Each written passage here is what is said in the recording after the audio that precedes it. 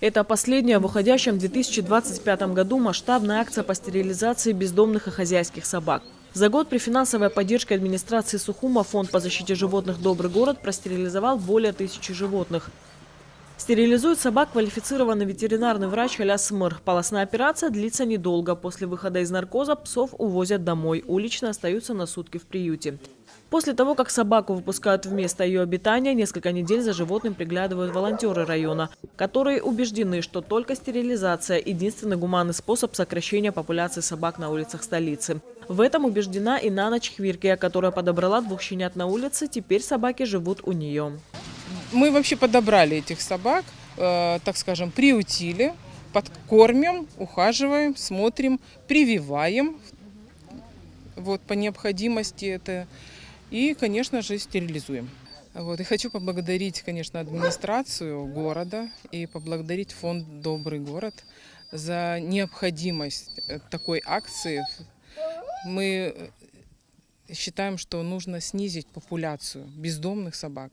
Нужны акции побольше, чаще и в других городах тоже. Призываю всех делать такие добрые дела и взять ответственность на себя из-за наших, как говорится, малых друзей. Милана Кучуберия также не смогла пройти мимо 2 выброшенных на улице собак. Лаки и Джесси стали ее любимцами. Узнав о бесплатной акции по стерилизации, Милана, как и десятки других ответственных хозяев, записала питомцев на операцию.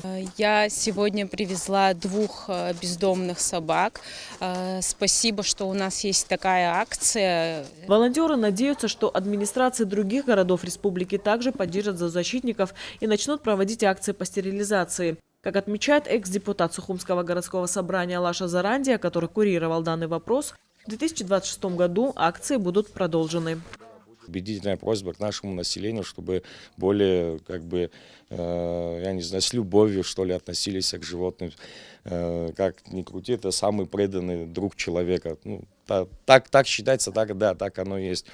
С нашей стороны, благодаря администрации, благодаря, еще раз говорю, городскому собранию, мы в силу своих возможностей стараемся и в виде финансовой помощи, и в виде волонтерских каких-либо дел. Такие акции будут проводиться и в дальнейшем, если мы тем более наблюдаем о том, что собак стало на улице меньше. Директор фонда по защите животных Кира Зикироглы отмечает, несмотря на регулярность акций, осталось еще много желающих простерилизовать свое животное. Списки заполняются буквально за сутки и, к сожалению, не вмещают в себя всех желающих простерилизовать питомца. Первыми записаны сухумские волонтеры, которые привозят собак из самых густонаселенных районов, таких как Старый поселок и Новый район. В центре столицы почти не осталось безнадзорных животных, отметила волонтер. Анастасия Никонова, Абаза ТВ.